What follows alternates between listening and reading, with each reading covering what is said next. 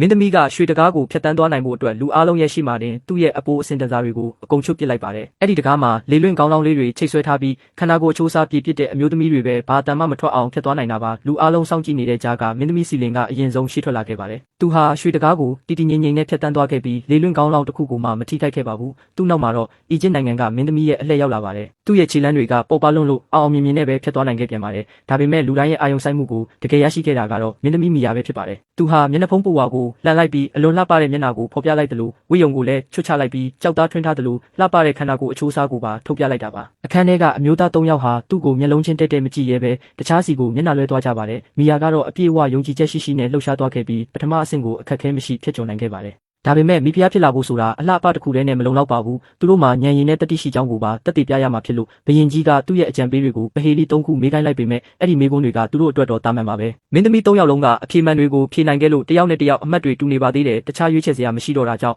ဘယင်ကြီးကနောက်ဆုံးစစ်ဆေးမှုကိုလုပ်ဖို့အတွက်အစီခံချို့ကစပွဲတစ်လုံးကိုတည်လာခဲ့ပါတယ်မင်းသမီး၃ယောက်ကဇဝေဇဝါနဲ့ကြည်နေတော့မှပဲသူတို့ရှေ့မှာအလွတ်ခွက်၃ခွက်ကိုလာချထားပါတယ်ပြီးတော့အစီခံတွေကခွက်တစ်ခုချင်းစီတဲကိုတစ်ခုခုလာထည့်ပေးခဲ့တာပါဒီခွက်တွေထဲကတစ်ခွက်မှာအသက်အန္တရာယ်ရှိတဲ့အဆိပ်တွေပါနေတယ်လို့ဘယင်ကြီးကပြောလိုက်ပါတယ်တငုံလောက်တောက်လိုက်တာနဲ့နေရာမှာတင်ပွဲချင်းပြီးတည်သွားနိုင်တာပါသူပြောတာအတီးဆိုတာကိုတက်တည်ပြဖို့အတွက်တည်တံကြနေတဲ့အကျဉ်းသား၃ယောက်ကိုခေါ်ထုတ်လာပြီးအဲ့ဒီမှာတင်စမ်းတက်ပြလိုက်ပါတယ်အဲ့ဒီထဲကတယောက်ဟာလဲကျသွားပြီးချက်ချင်းပဲအသက်ထွက်သွားခဲ့တာပါတခန်းလုံးလဲရေခဲတမျှအေးဆက်ပြီးတိတ်ဆိတ်သွားခဲ့ပါတယ်အဲ့ဒီနောက်မှာတော့အစီခံတွေကခွက်အစ်စ်တွေလဲလိုက်ပြီးမင်းသမီး၃ယောက်လုံးကိုအဝတ်အမဲနဲ့မျက်စိပိတ်ကခွက်တွေကိုနေရာရွှေ့လိုက်ကြပါတယ်သူတို့မျက်လုံးတွေပြန်ဖွင့်လိုက်တဲ့အချိန်မှာတော့ဘယင်ကြီးကနောက်တစ်ချိန်စကားပြောလာပါတယ်အခုချိန်မှာလက်လျှော့ကျင်နေဆိုရင်လဲရသေးပေမဲ့အဲ့ဒါဟာမိဖုရားဖြစ်မဲ့အခွင့်အရေးကိုဆွတ်လွတ်လိုက်တာနဲ့အတူတူပဲလို့ပြောလိုက်တာပါအီဂျစ်မင်းသမီးကအရင်ဆုံးရှေ့ထွက်လာခဲ့ပေမဲ့ခွက်တွေနားကိုတော့မသွားခဲ့ပါဘူးသူဟာအပြင်ကိုတန်တန်မတ်မတ်ပဲထွက်သွားခဲ့ပါတယ်သူကတော့အသက်ရှင်လျက်အိမ်ပြန်ပြီးမိသားစုရဲ့အမွေတွေကိုပဲဆက်ခံချင်တော့တယ်လို့ပြောခဲ့တာပါမင်းသမီးစီလင်ကတုံဆိုင်နေပေမဲ့မိဖုရားဖြစ်ခွင့်ရဖို့အတွက်ဆက်ကြိုးစားဖို့ဆုံးဖြတ်လိုက်ပေမဲ့ခွက်တွေရှိမှ